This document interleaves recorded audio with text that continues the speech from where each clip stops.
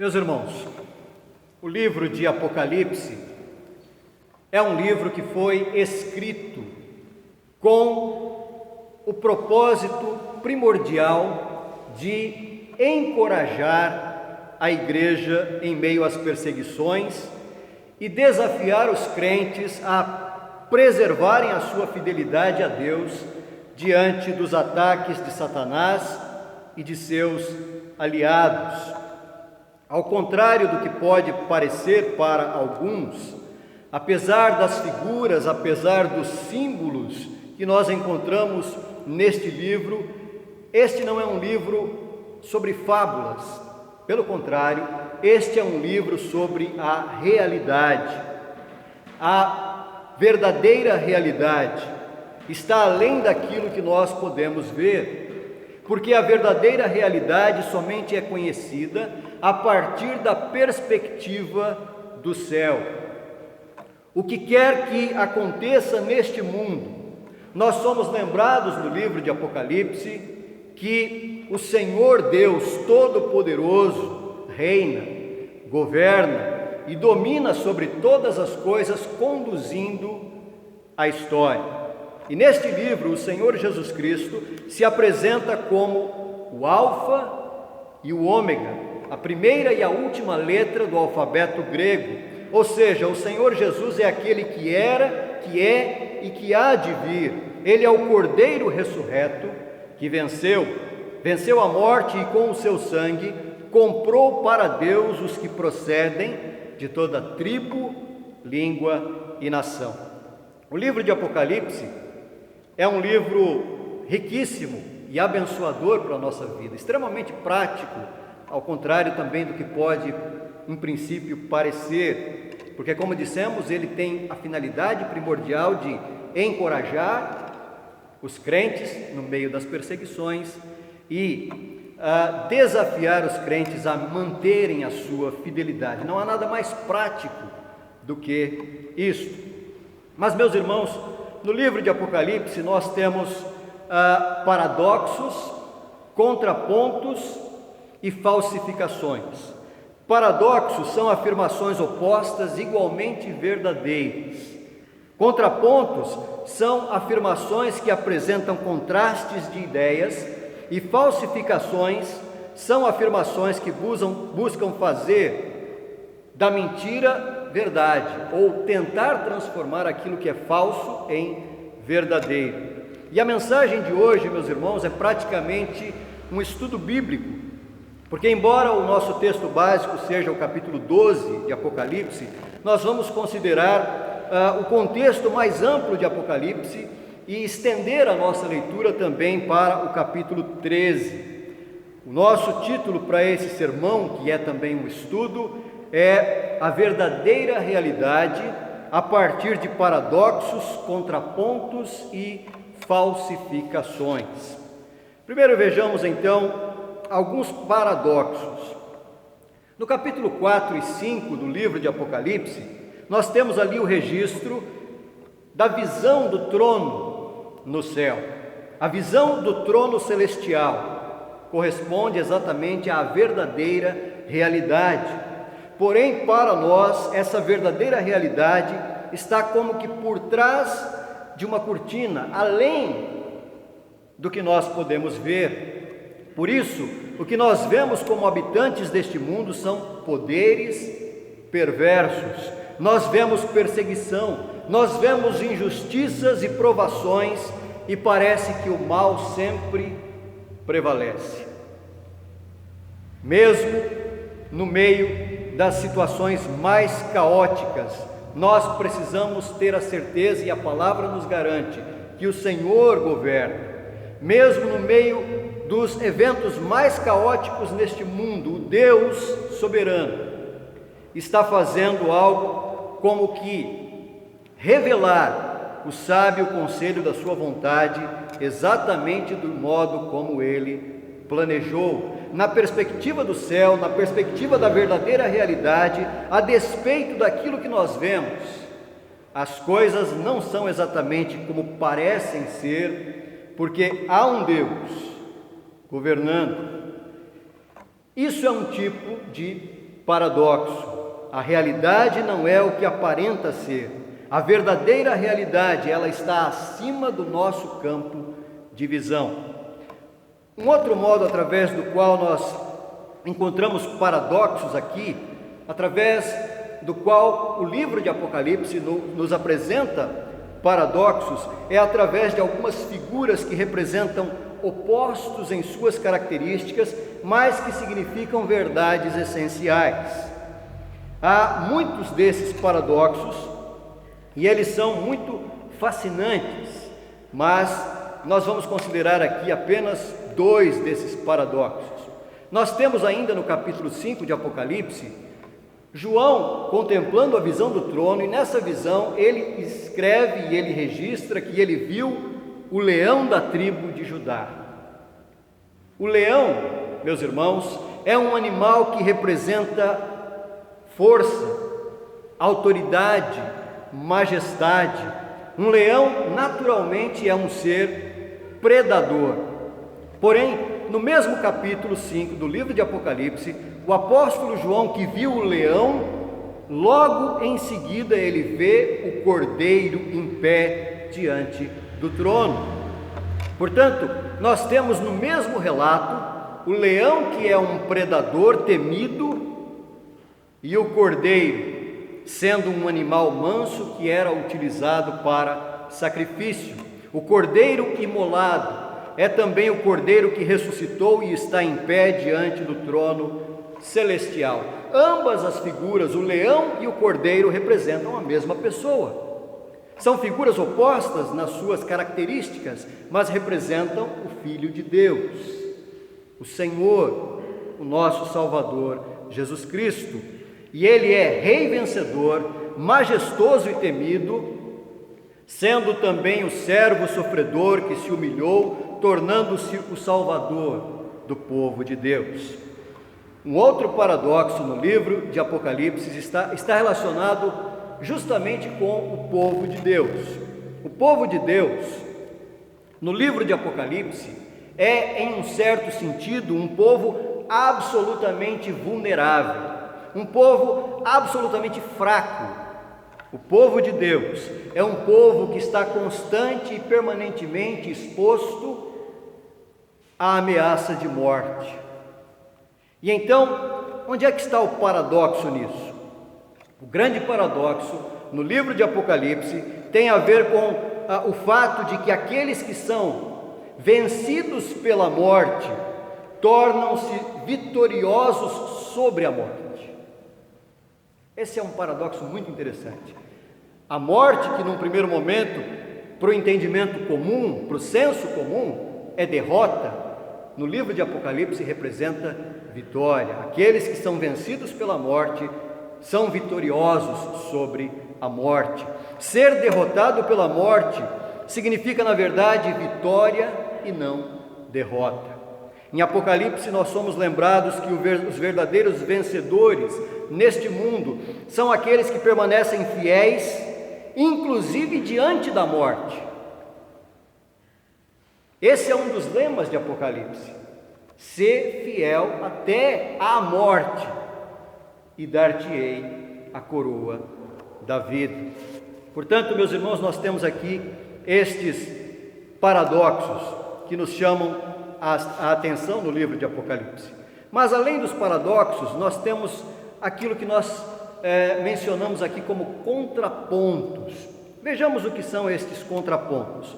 O capítulo 13 de Apocalipse é um capítulo que menciona a besta.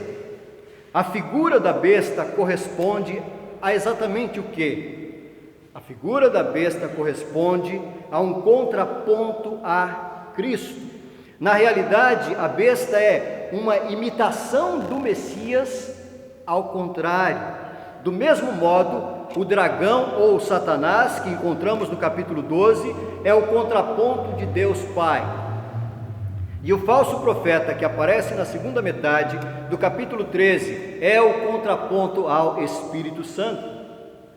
Ou seja, o que temos em Apocalipse é uma trindade do mal nas figuras do dragão, da besta e do falso profeta, oposta à Santíssima Trindade do Pai, do Filho e do Espírito Santo. Desde a eternidade, Satanás deseja ser igual a Deus, por isso ele tenta imitar Deus, porém a forma como ele imita Deus é uma forma deformada, corrompida, voltada para o mal. Um outro contraponto no livro de Apocalipse é exatamente a marca da besta, que aparece no final do capítulo 13. A marca da besta é um contraponto ao quê? Ao selo que o verdadeiro Deus confere aos seus servos no capítulo 14. São marcas. A besta possui uma marca para imitar Deus, que tem um selo sobre aqueles que são os seus. Nós temos também um outro contraponto que envolve aquela que é a chamada de a grande meretriz, que aparece no capítulo 17, e ela corresponde a uma imitação ao contrário da noiva do cordeiro que aparece no capítulo 19. O cordeiro tem uma noiva, a trindade demoníaca tem uma meretriz. A Babilônia, que representa a cidade dos homens, a cidade do pecado, é o contraponto à Nova Jerusalém, a cidade de Deus, a cidade santa e celestial. Portanto, através de todo o livro de Apocalipse, nós encontramos estes contrapontos e eles são extremamente significativos, vistos da perspectiva como contrastes, porque eles parecem ser algo, porém não são nada de fato. Eles são apenas aparência. Esses contrapontos a Deus, nas figuras de Satanás, nos aliados de Satanás e na estratégia de Satanás, não são absolutamente nada, são falsificações, são tentativas de reproduzir algo perfeito da parte de Deus de uma maneira corrompida e deformada. As coisas que parecem ser, ou seja, as coisas aparentes, na verdade, são falsificações. E esse é o terceiro ponto da nossa mensagem. Paradoxos, contrapontos e falsificações, e nós vamos nos estender mais nesse ponto. E essas falsificações têm o objetivo exatamente de quê? De confundir, para tentar fazer com que a mentira prevaleça sobre a verdade, ou que a mentira pareça verdade. A primeira coisa que nós não podemos esquecer é que o livro de Apocalipse, ele foi escrito originalmente para pessoas que viveram no primeiro século da era cristã. E quando pensamos sobre os cristãos do primeiro século, nós precisamos ter bem claro em nossa mente que aqueles cristãos viveram durante o domínio de um poderoso império, um vasto e extenso império que era o Império Romano. A história de Roma é a história de uma gloriosa república que se tornou um império caracterizado por uma diversidade de vícios. Um império poderoso e faminto por mais poder, governado por imperadores poderosos e mais famintos por poder. Por isso, quando um cristão do primeiro século fazia uma leitura ou ouvia a leitura do livro de Apocalipse, para ele, o Império Romano parecia ser o grande poder político que estava a dominar o mundo daquela época. Era assim que as coisas pareciam ser. Qualquer pessoa que tenha vivido no primeiro século ou nos primeiros séculos da era cristã não teria nenhuma dificuldade em reconhecer o Império Romano como um império mundial, dominando praticamente todo o mundo habitado daquela época de forma tirana. A chamada paz romana era uma paz mantida pela força política e da espada do Império Romano. A paz romana era somente algo que fazia sentido para quem se submetesse ao domínio do Império Romano, ao domínio tirano do Império Romano. Pois bem, agora vamos dar uma olhada então no capítulo 13, e agora nós vamos ler o capítulo 13, versos de 1 a 10. Vi emergir do mar uma besta que tinha 10 chifres e 7 cabeças, e sobre os chifres 10 diademas, e sobre as cabeças nomes de blasfêmia. A besta que vi era semelhante ao leopardo, com pés como de urso e boca como de leão. E deu-lhe o dragão o seu poder e o seu trono e grande autoridade. Então vi uma de suas cabeças como golpeada de morte. Mas essa ferida mortal foi curada, e toda a terra se maravilhou seguindo a besta. E adoraram o dragão, porque deu a sua autoridade à besta. Também adoraram a besta, dizendo: quem é semelhante à besta? Quem pode pelejar contra ela? Foi-lhe dada uma boca que proferia arrogâncias e blasfêmias, e autoridade para agir 42 meses. E abriu a boca em blasfêmias contra Deus, para lhe difamar o nome, difamar o tabernáculo, a saber, os que habitam no céu. Foi-lhe dado também que pelejasse contra os santos e os vencesse. Deu-se-lhe ainda autoridade sobre cada tribo, povo, língua e nação. E adorá-la-ão todos os que habitam sobre a terra, aqueles cujos nomes não foram escritos no livro da vida do Cordeiro, que foi morto desde a fundação do mundo. Se alguém tem ouvidos, ouça. Se alguém leva para cativeiro vai. Se alguém matar a espada, necessário é que seja morto a espada. Aqui está a perseverança e a fidelidade dos santos. Veja, meus irmãos, que o capítulo 13 de Apocalipse corresponde aos desdobramentos daquilo que nós temos no capítulo 12, no qual nós temos ali um relato sobre uma guerra espiritual, em que o dragão procura atacar o filho da mulher e, não conseguindo, ele passa então a perseguir a descendência da mulher. Nós não vamos aqui fazer uma exposição detalhada do texto, mas vamos apenas aqui pontuar algumas coisas sobre a besta que emerge do mar. Se você fosse um cristão do primeiro século, provavelmente você não teria dúvidas sobre quem era a besta neste relato. Possivelmente, todo cristão do primeiro século, imediatamente ao ler esse texto ou ouvir a leitura desse texto, identificaria a besta como Nero, o imperador de Roma. Todo cristão do primeiro século entenderia que a besta era a personificação do próprio Império Romano. Há um simbolismo aqui, e a besta que emerge do mar simboliza um poder político, porque o mar é algo que está sempre em movimento, e a política é assim, a política é cheia de movimentos. Por isso, a besta que emerge do mar representa um poder político que está sempre em movimento. Governantes assumem o poder e saem do poder, e assim sucessivamente. A besta que emerge do mar representa, naquele contexto, o Império Romano, em um primeiro momento sob o governo de Nero. Mas à medida que havia mudança de imperadores, as sucessivas gerações se deparavam com um sistema sempre e cada vez mais opressor. E nesse sentido, a besta representa um poder político, representa o Estado. A descrição da besta em Apocalipse 13 corresponde a uma combinação das 4 bestas que aparecem no capítulo 7 do livro do profeta Daniel. A diferença é que esta besta de Apocalipse é uma besta que se mostra muito pior que aquelas 4 que aparecem em Apocalipse. Digo, em Daniel, profeta Daniel. Há aqui uma indicação de que esta besta é absolutamente um poder extremamente perseguidor e sanguinário. E outra coisa que nós devemos notar em Apocalipse 13 é que a besta e o dragão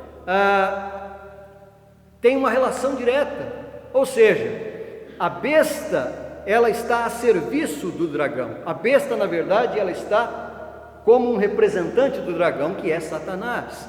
Quem manipula a besta, na verdade, é o próprio dragão Satanás. E o que é que a besta deseja? Ela deseja adoração. Isso significa que um Estado que esteja a serviço do dragão, isto é, a serviço de Satanás, naturalmente precisa promover a sua exaltação para manter o seu domínio. É por esta razão, e aqui nós vamos aplicar um pouco o ensino, as figuras, aplicar um pouco, não de forma objetiva, mas de forma geral, genérica.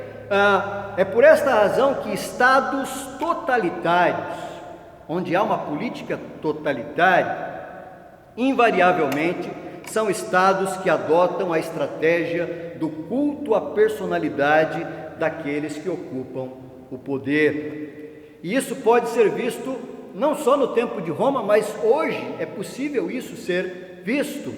Não é preciso muito esforço para perceber que em países que são autodenominados República Popular Democrática ou República Democrática Livre, ou nomes mais ou menos variações desses nomes, são na verdade ditaduras onde não há liberdade e toda a devoção dos cidadãos deve ser dedicada ao Estado. Em muitos desses países, hoje, a foto do governante precisa estar na casa de cada cidadão, porque aquela figura é uma figura praticamente divina em alguns regimes no mundo atual. Inclusive, todos devem reconhecer esse governante praticamente como uma divindade. Ele é inquestionável, ele tem autoridade absoluta. Países com estes tipos de regimes políticos frequentemente agem de modo a fazer que os cidadãos olhem para o Estado como se o Estado fosse um tipo de Messias, provendo todas as suas necessidades. Note que aqui nós começamos a perceber as falsificações que aparecem no livro de Apocalipse. Até mesmo em nações livres, onde estes regimes totalitários não estão instalados em nível nacional, há grupos e governantes regionais em cidades e em estados que revelam uma compulsão pelo poder, simplesmente pelo anseio de que as pessoas as vejam como seus salvadores. São extremamente vaidosas algumas dessas figuras. Há governantes extremamente vaidosos que querem impor a sua agenda às pessoas, sendo capazes inclusive de manipular dados e falsificar notícias para alcançarem os seus objetivos. Há um escritor, filósofo e teólogo chamado Vern Poitras, e ele é autor de um livro intitulado Retorno do Rei, um guia de estudo para o livro de Apocalipse. E ele diz o seguinte no seu livro: a perseguição do Estado, em sua forma mais gritante, tende a nos vencer pelo medo, mas de maneira sutil em nossos corações somos tentados a abrir mão de nossos compromissos a qualquer um que possa nos poupar do medo. Medo de homens, opiniões humanas, medo da morte, medo da dor, medo da pobreza. Portanto, essa figura da idolatria tem uma aplicação universal. O que esse autor aqui, meus irmãos, está querendo dizer é que frequentemente nós corremos o risco de abrir mão das nossas convicções e da nossa liberdade a qualquer coisa ou pessoa que possa nos salvar do medo ou de alguma ameaça à nossa condição social.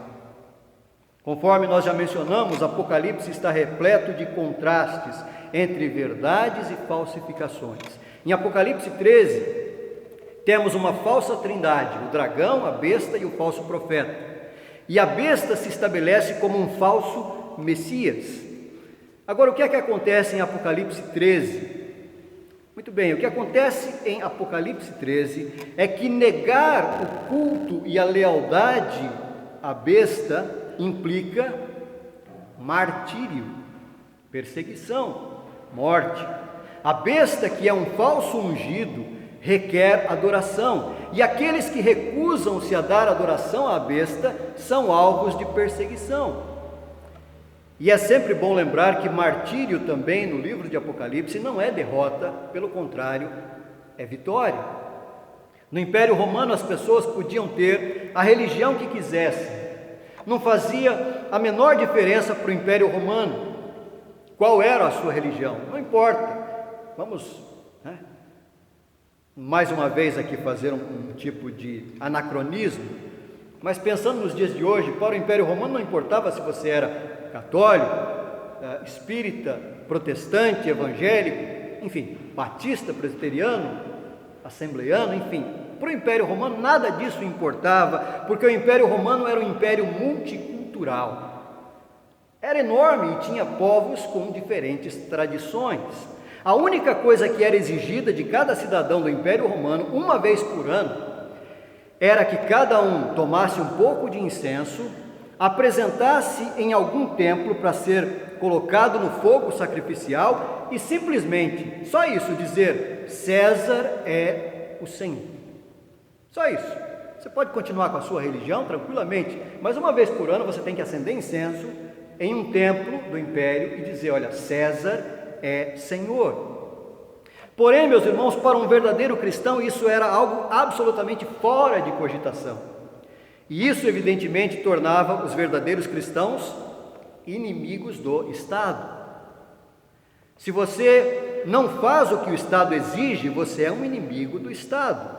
E além disso, e eu vou usar aqui novamente um termo fora do contexto, apenas para fazer um contraponto, com aquele tempo e o nosso tempo, além de ser considerado um inimigo do Estado, você poderia ser acusado de, entre aspas, genocida, porque você poderia morrer e causar a morte de outras pessoas, por tabela, pessoas que viviam com você, sendo também cristãos, uma vez que você não se submetia àquela ordenança de dizer César é Senhor, aqueles que estavam com você automaticamente eram seus cúmplices. Entendeu a lógica da coisa? Se você não abre mão da sua liberdade de consciência em favor do bem comum, você precisa ser denunciado, porque você é um irresponsável. Então, para evitar problema para todo mundo, vai lá, não custa nada, é só queimar um pouquinho de incenso e dizer César é Senhor, e todo mundo fica em paz. É simples, para que complicar, não é verdade? Agora, na segunda metade do capítulo 13 de Apocalipse, começando no verso 11, nós vamos ler, diz assim: Vi ainda outra besta emergir da terra, possuía 2 chifres, parecendo cordeiro, mas falava como dragão. Exerce toda a autoridade da primeira besta na sua presença. Faz com que a terra e os seus habitantes adorem a primeira besta, cuja ferida mortal foi curada. Também opera grandes sinais, de maneira que até fogo do céu faz descer à terra diante dos homens.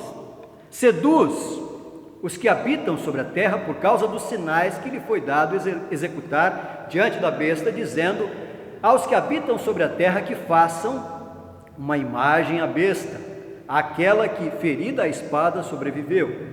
E lhe foi dado comunicar fôlego à imagem da besta, para que não só a imagem falasse, como ainda fizesse morrer quantos não adorassem a imagem da besta.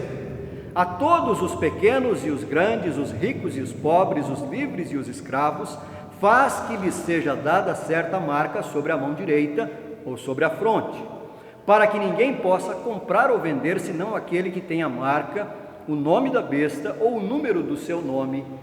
Aqui está a sabedoria: aquele que tem entendimento, calcule o número da besta, pois é número de homem.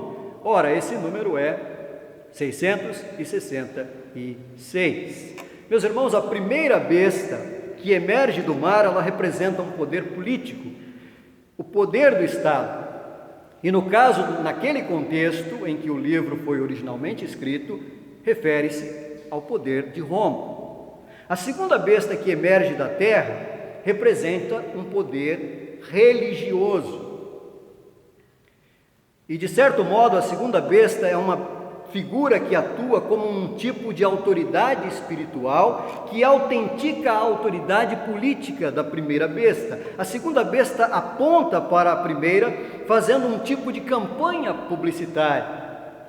Veja que esta segunda besta, ela faz com que a terra e seus habitantes adorem a primeira besta, opera sinais diante dos homens, seduz dizendo aos homens que façam uma imagem da besta, pune com a morte a quem não adora a imagem, e estabelece uma marca para garantir que somente os que tenham essa marca tenham liberdade para comprar e vender. Essa besta, que representa poder político, nada mais, ou melhor, que representa poder religioso, nada mais é do que um falso profeta, que é uma falsificação do Espírito Santo. Porque o Espírito Santo conduz os pecadores a Cristo, e a segunda besta conduz os homens à primeira besta. Agora veja que interessante, meus irmãos, essa segunda besta, ela opera sinais que impressionam os moradores da terra. Qual é a coisa que mais tem impressionado as pessoas no mundo atual?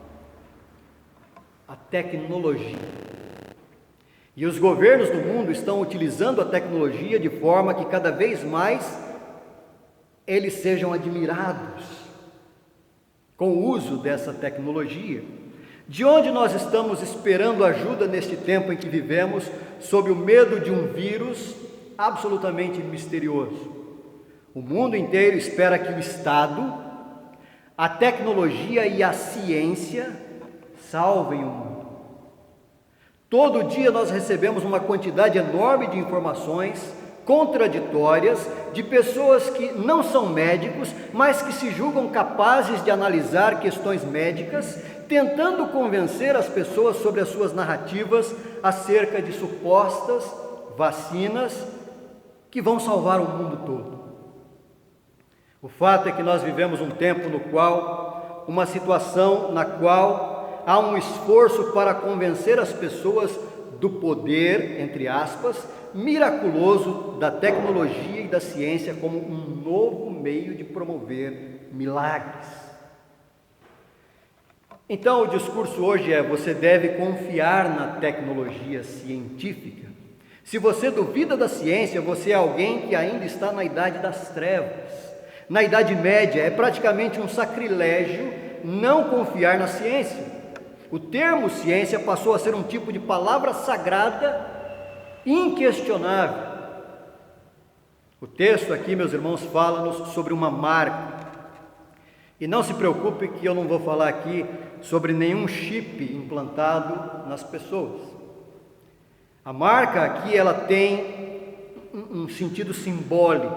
A marca, pensando em termos de uma cultura antiga que era predominantemente agropecuária, a marca representa um selo para identificar que uma ovelha ou outro animal do rebanho pertence a alguém. Esse é o significado do símbolo ou da marca.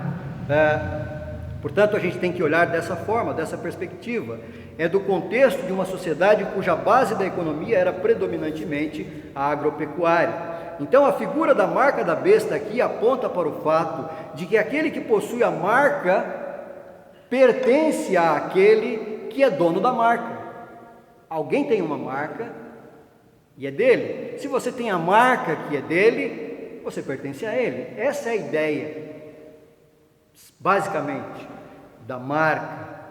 Ou seja, você pertence ao dono da marca e isso significa alienação. Isso é alienação. É abrir mão de ser eu, de ter a minha identidade para ter a identidade de uma marca, tá certo? Pertencer a um dono significa depender e ser submisso desse dono. Esse é o aspecto trágico da marca da besta, porque aqueles que possuem a marca olham para a besta e para o falso profeta como a resposta para a sua existência e, portanto, eles representam a salvação. Aquele que fornece a marca é a autoridade em quem as pessoas confiam. Ter a marca da besta significa a garantia de poder comercializar, comprar, vender, estudar, trabalhar, ter segurança para viver livremente. Portanto, o falso Messias, com a sua máquina de publicidade, por meio de um falso profeta, exige adoração, e aqueles que não prestam essa adoração, aqueles que não aceitam a marca, não podem vender, não podem comprar, não podem trabalhar, possivelmente. E isso acontecia no contexto do livro de Apocalipse. Muitos cristãos estavam padecendo porque, ao desejarem um emprego ou procurarem um emprego, elas não podiam, porque se elas se recusavam a seguir a orientação do Estado, ela era uma pessoa que não tinha acesso aos bens comuns, aos bens do Estado. Portanto, o falso Messias, com a sua máquina de publicidade, por meio de um falso profeta, exige adoração, e aqueles que não prestam essa adoração, aqueles que não aceitam a marca, não vendem, não têm liberdade e podem morrer. O falso Messias, ele tem prazer em derramar sangue, e foi exatamente isso que fizeram os maiores ditadores que surgiram no século XX, e seus sucessores continuam fazendo exatamente isso no século XXI. Continuam derramando sangue de gente inocente em muitos lugares, causando milhares de mortes em nome de suas ideologias político-religiosas. Quem mais defende a execução de vidas que ainda estão no ventre materno são pessoas que contraditoriamente se colocam como defensores da vida, da justiça e da igualdade de direitos.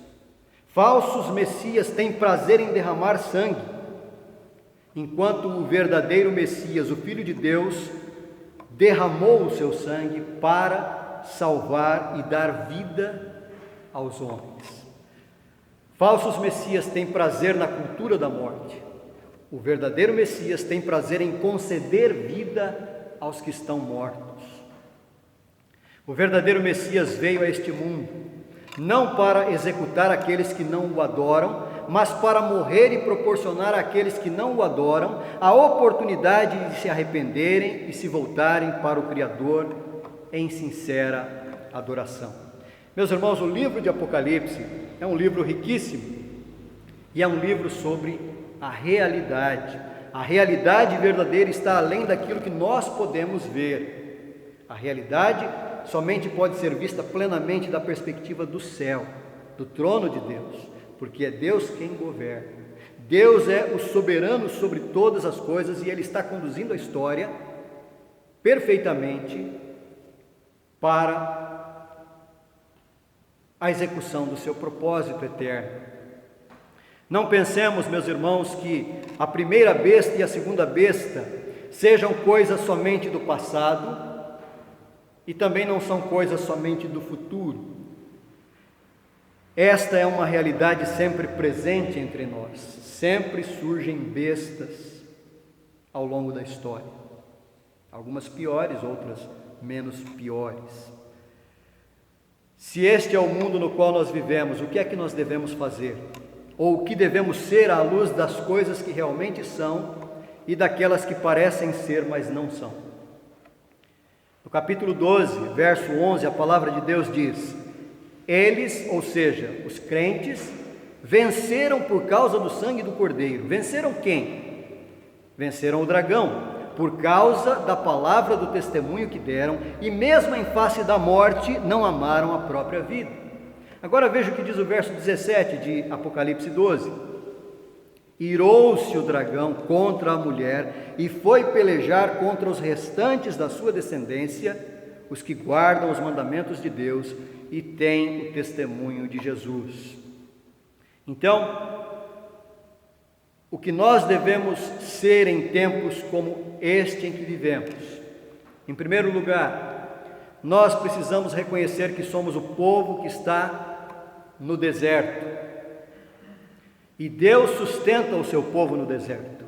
Sobre a figura aqui do deserto, nós também somos lembrados que nós estamos no exílio. Somos lembrados que não estamos em casa.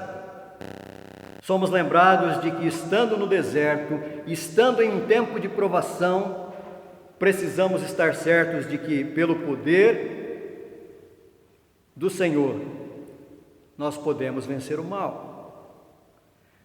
De que maneira nós podemos vencer o mal? Através do sangue do Cordeiro,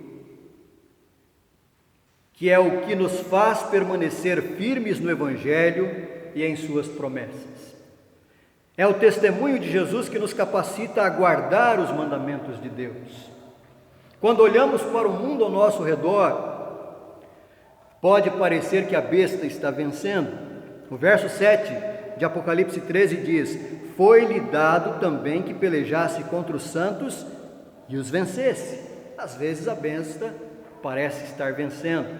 Há momentos nos quais parece que a besta está vencendo, mas o fato é que o povo de Deus persevera, o povo de Deus persiste em seu compromisso e resiste à idolatria.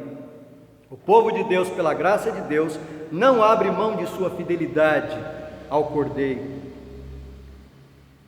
E por que o povo de Deus persevera, resiste e não abre mão da sua fidelidade? Porque o povo de Deus é um povo selado. O povo de Deus não tem uma marca. O povo de Deus tem um selo. O povo de Deus é selado. E ser selado significa que o povo de Deus não pertence a si mesmo. O povo de Deus pertence àquele que conferiu a este povo um selo de propriedade. O nosso Senhor não é o Estado, não é César, não são ideologias. O nosso Senhor e Rei é o Rei dos Reis, que conduz a história do trono celestial, onde a verdadeira realidade pode ser vista, aquela que nós não vemos com clareza. Do trono é possível ver a verdadeira realidade. A palavra de Deus nos alerta a não nos deixarmos convencer que a salvação esteja no Estado, na ciência ou na tecnologia. A nossa salvação tem que estar firmada em Deus, em Cristo, que é verdadeiramente o nosso Senhor. Portanto, meus irmãos, que Deus nos abençoe e que nós possamos ter a percepção de olhar ao nosso redor e entender como as coisas são e como as coisas parecem ser. Aquilo que parece ser é falsidade que vem da parte do diabo. Aquilo que é o que a Bíblia testemunha para nós, que nós devemos confessar Jesus como Senhor da nossa vida, seja qual for a circunstância. Ainda que pareça, por algum momento, que o Estado nos exija algo que, dá para fazer, não tem problema. É só dizer César é Senhor. Às vezes, nas coisas aparentemente simples e sutis, há coisas grandes e perigosas. Que Deus assim nos abençoe. Amém. Entoemos, irmãos, o hino